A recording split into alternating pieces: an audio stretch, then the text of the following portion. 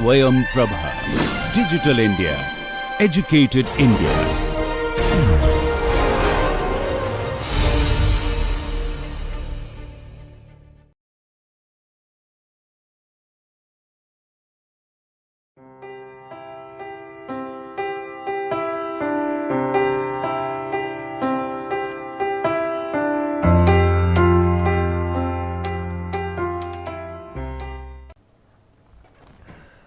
Okay, we continue with our World Heritage Sites. We have been talking about what is the process of the World Heritage Sites, and we said that there are the twin criteria, and one has to see what are the criteria, and these are the justification.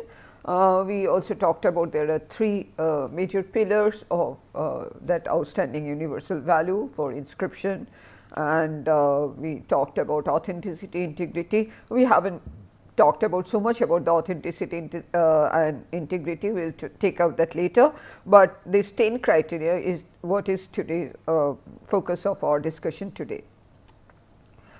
Now, as I told you, the OUV or outstanding universal value is defined through 10 criteria listed in the operational guidelines. I will first take all the criteria one by one, and then we will explain and give example. And it is very important to see how such a varied in types of World Heritage Sites or cultural properties and natural properties, how they are put under these 10 criteria. The criteria 1, to represent a masterpiece of human creative genius. Criteria 2, to exhibit an important interchange of the human values over a span of time or within a cultural area of the world. So, it can be a span of time or within a cultural area on developments in architecture or technology, monumental arts, town planning or landscape design. So, whereas the first one is the creative genius and human creative genius, the second one is emphasizing on the interchange of the human values. Third criteria is to bear a unique or at least exceptional testimony to a cultural tradition or a civilization which is living or which has disappeared. So, it is a testimony to a cultural tradition which is still continuing or which has disappeared. Criteria 4, to be an outstanding example of a type of building, architectural or technological ensemble or landscape which illustrates a significant stages in human history. And it continues the criteria 5, the fifth criteria is to be an outstanding example of a traditional human settlement, landscape or sea use which is representative of a culture or cultures or human interaction with the environment, especially when it has become vulnerable under the impact of irreversible change.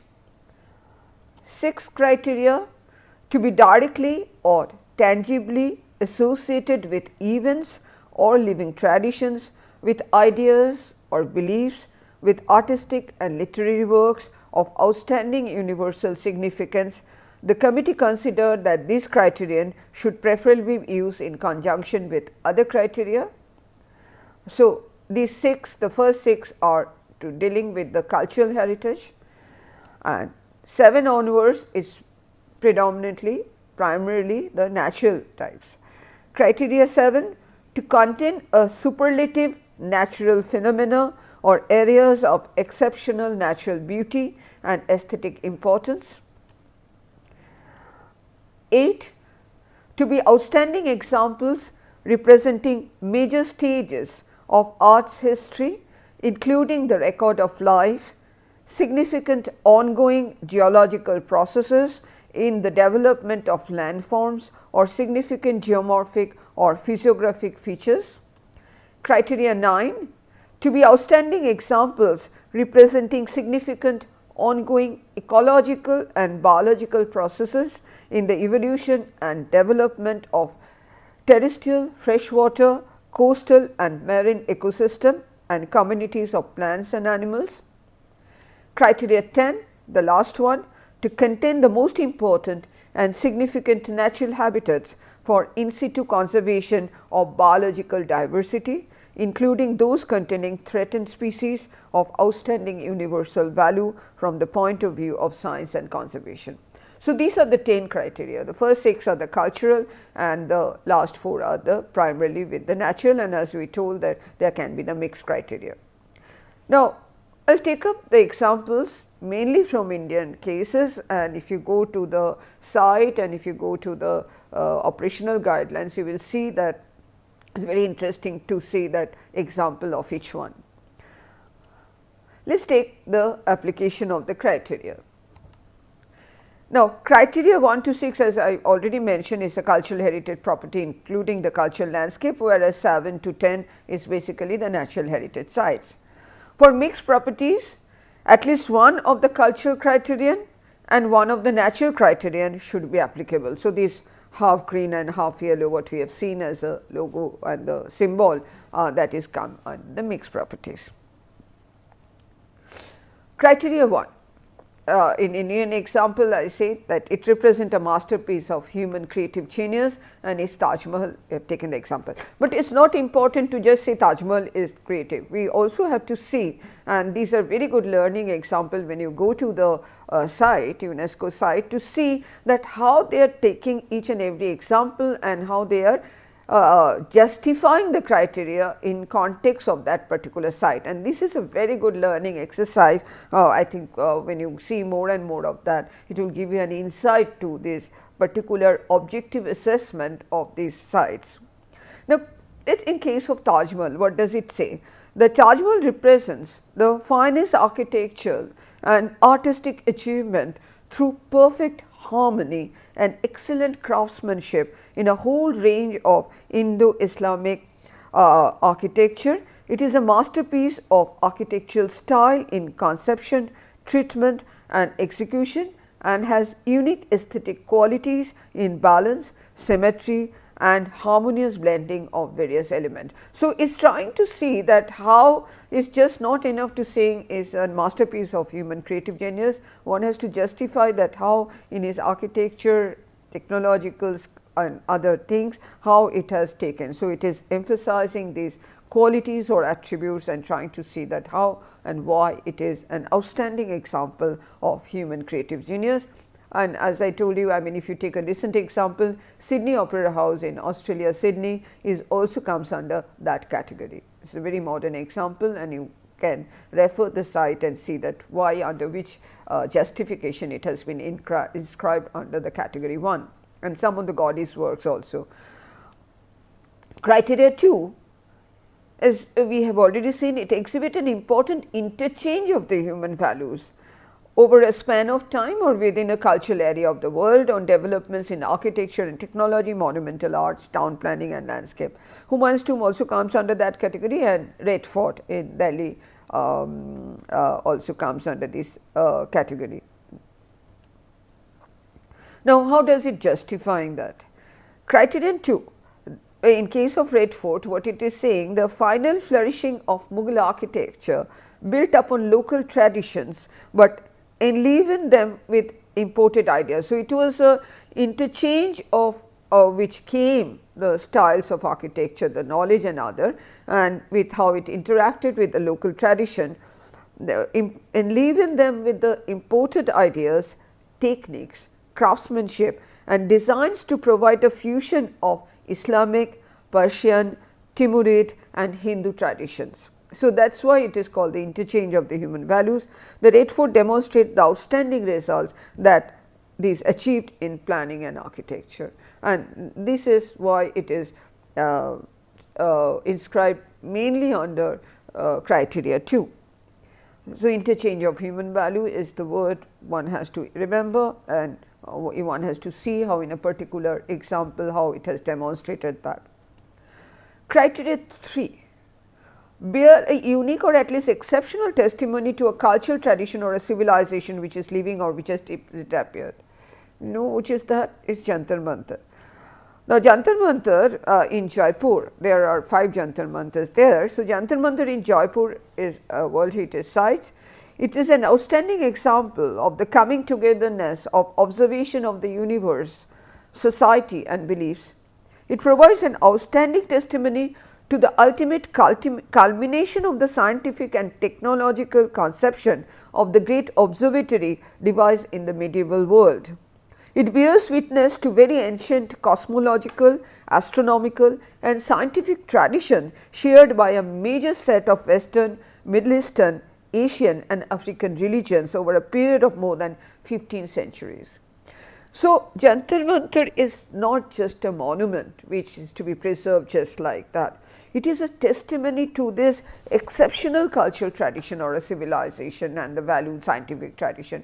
If we do not understand that, it can sometimes lead to a very adverse effect. I will just give you an example of Delhi Jantar Mantar. Delhi Jantar Mantar has been protected by ASI, and what happened, the site is protected because it is actually works a sundial and many other study of the events, cosmologicals and other things.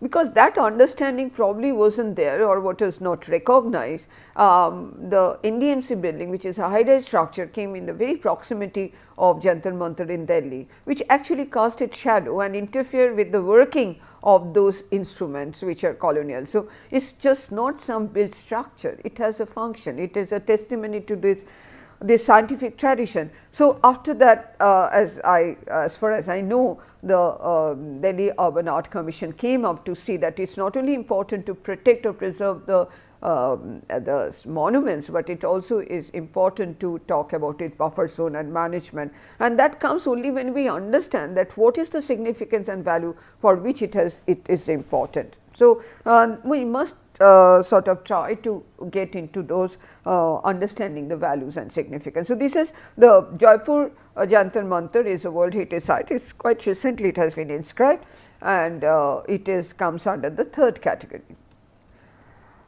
It also comes under the fourth category, which is talking about outstanding example of a type of building, architecture or technological ensemble or landscape which illustrates significant stages in human history. So, let us see what is the criteria which is mentioned in Jantar Mantar.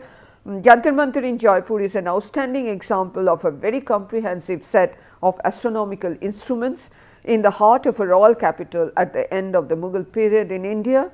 Several instruments are impressive in their dimension and some are the largest ever built in their category. And as I said, I am referring to Dr. Shikha Jain's presentation.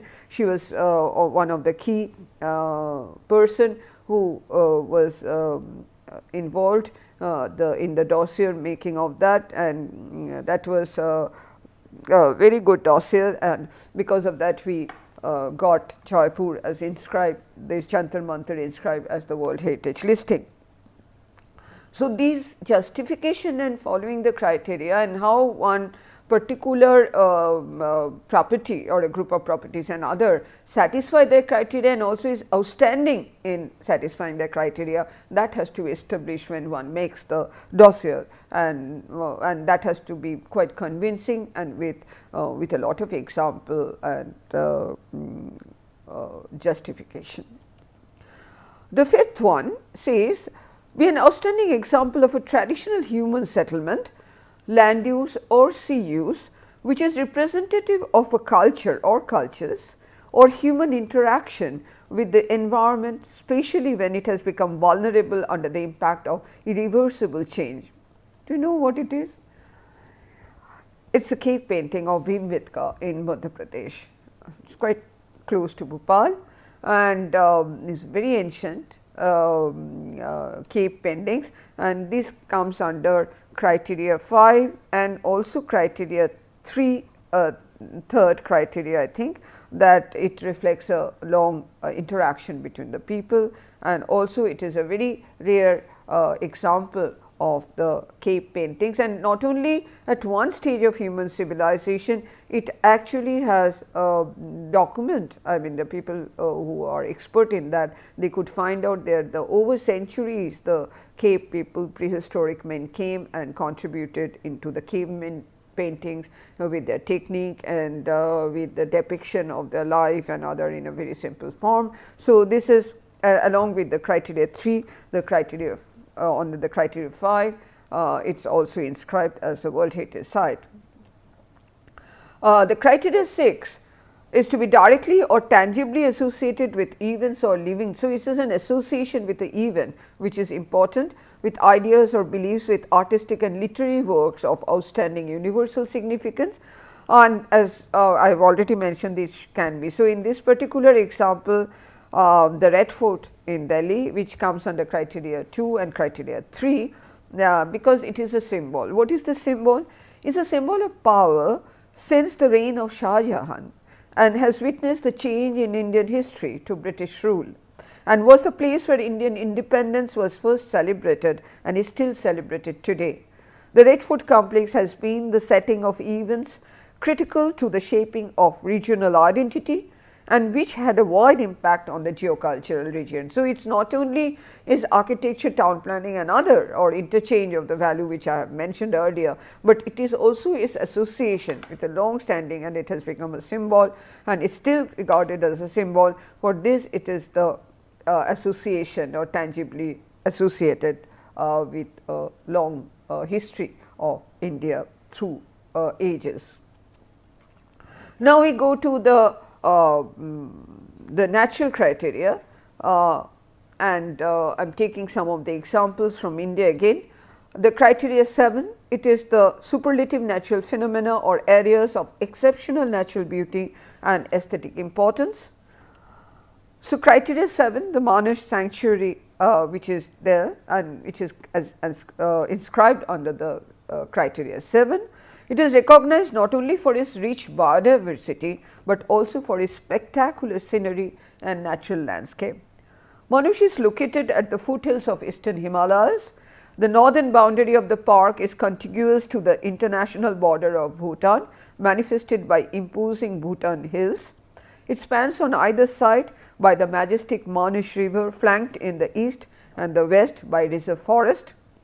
The tumultuous river swirling down the rugged mountains in the backdrop of forested hills, coupled with the serenity of the alluvial grasslands and tropical evergreen forest, offers a unique wilderness experience. So, criteria 7, that is criteria 7, and later on probably I will, you can also see this very interesting example of criteria 7, which is the butterfly. You see for yourself, it is a superlative phenomenon that how the butterflies goes and travel the continents and goes, and this butterfly sanctuary is on this superlative natural phenomena, which is also under the this criteria in an international scenario. Criteria 8 is to be outstanding examples representing major stages of earth history, including the record of life, significant ongoing geological processes in the developments of landform, or significant geomorphic or physiographic features. I was searching for an Indian example which comes under this criteria, but unfortunately I did not find one.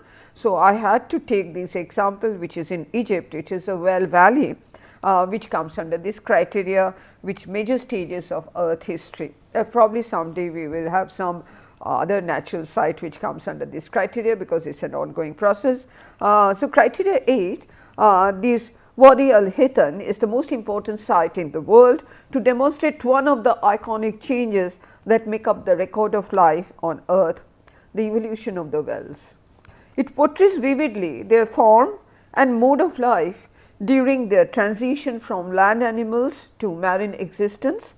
It exhibits the values of other comparable sites in terms of the number, concentration and quality of its fossils, and their accessibility and setting in an attractive and protected landscape. So, this is an example which is an major stages. This is important that when it is talking about the stages of earth history and represented through a certain thing. So, this is an example of the criteria 8. We will go back to the criteria 9.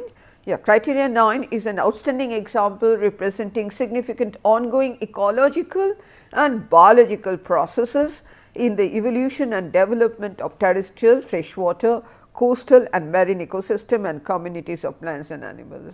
This is Sundarban which partly is in Bangladesh and partly in India.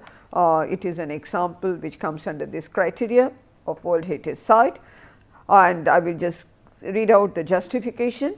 The Sundarban is the largest area of mangrove forest in the world and the only one that is inhabited by tiger. The land area in the Sundarban is constantly being changed, molded and shaped by the action of the tides, with erosion processes more prominent along estuaries and deposition processes along the banks of inner estuarine waterways influenced by the accelerated discharge of silt from seawater. Its role as a wetland nursery for marine organisms and as a climate buffer against cyclone is a unique natural process. So, this process, that ongoing ecological process and the biodiversity, for these it is, and these trees which actually survive and they bring out their roots, this is a process, and which is a tiger reserve forest, which is a very unique in this particular type of environment, and this becomes under the criteria 9, and we will finally see the criteria 10. Criteria 10 is to contain the most important and significant natural habitats for in situ conservation of biological diversity, including those containing threatened species of outstanding universal value from the point of view of science and conservation. Quite a few of the natural sites in India fall under this category. I have just selected one of them, which is the Nanda Devi National Park. Yeah, it is a very long justification, so I have omitted some of the part, and I am going to read out that why it is important and how it is justified. The Nanda Devi National Park, with its wide range of high altitude habitats, holds significant populations of flora and fauna, including a number of threatened mammals, notably snow leopard and Himalayan musk deer, as well as a large population of varal or blue shell. Abundance estimate for wild ungulates, galliforms and carnivores within the Nanda Devi National Park are higher than those in similar protected areas in the western Himalayas. The Valley of Flowers is internationally important on account of diverse alpine flora, representative of the West Himalayan biographic zone. The rich diversity of species reflects the valley's location within a transition zone between the Zangshar and Great Himalayan ranges to the north and south, respectively, and between the eastern and the western Himalayan flora. The entire Nanda Devi Biosphere Reserve lies within the Western Himalayan Endemic Bird Area, or in short EBA. 7 restricted reg bird species are endemic to this part of EBA. So, that is what, as I told you, there are quite a few natural sites in India. You remember there are 7, so they also come under this criteria. So, these are the 10 criteria which try to see that how the criteria are very, very precise, very specific, and they are very important, and how one has to see that how each and every site is justified, has been justified and put under this criteria. As I told you that there can be more than one criteria for a specific site, but these are a very good learning examples for these sites. I think later on I can take some of the examples of the international sites, but in some other discussion while talking about the management and other, but one must go to the site, that interactive site, and try to see this justification process and see how objectively this criteria sort of has been framed, and how each and every site is justified in their, they call the statement. The statement is not a very lengthy report, it is a very, very precise, but the statement is a very important part. It is not a quantitative analysis, but how the statement is framed and how it is justified with supporting document becomes a major work of preparing the nomination dossier. So, as I told you that there are 3 pillars of this outstanding universal value. One is that the property has to meet one or the more heritage criteria. So, I talked about the 10 criteria, 6 cultural and 4 natural sites, and also the mixed property. Then I also mentioned about integrity and authenticity, that what does this mean. So, I will take out that integrity and authenticity to understand with some of the examples, and then also what is very important and is becoming more and more important nowadays, the management, the protection on the management, that given the World Heritage Site status, how the state party can take care of these protected or inscribed sites. So, this is about the criteria and the justification. So, we will talk about, but also we must understand while talking about that okay, the World Heritage Site is international sites. So, they are internationally there, but there are also levels. There are some sites which are nationally important and some which are local. It may happen some of the local sites can go up to and be declared as a nationally protected, some of the national protected site can go to the international level.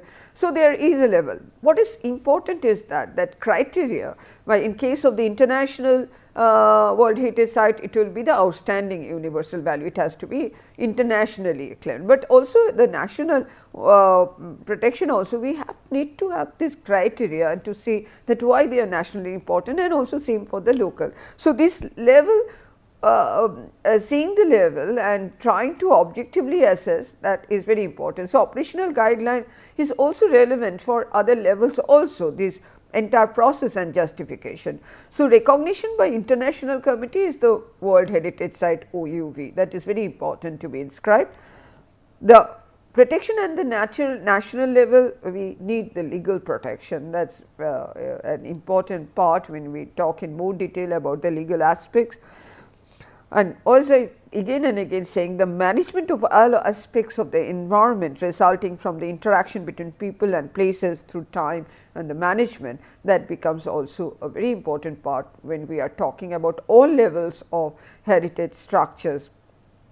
So, this is a relationship diagram which is terms of the interaction value, and here you can see that there is a sort of a pyramid which talks about the world heritage, which is at the topmost thing, and there are other things also which are or not, maybe not coming under this convention, but the Ramsar and other wetland conventions are there. There may be the regional sites and networks, which is also coming under the category. There can be the sub-regional sites, which are the transboundary areas, which can come. There can be the national sites, which is the national, and under there can be different convention, not only the World Heritage Site is one of the convention, it can come, and there can be the subnational sites also, which can cover the different types of administrative boundary. So, it is not that there are some sort of different overlapping areas and different way of looking at the site, or the sites having different types of determinant or emphasis, but this is a sort of a structure to give the hierarchy of the heritage sites. And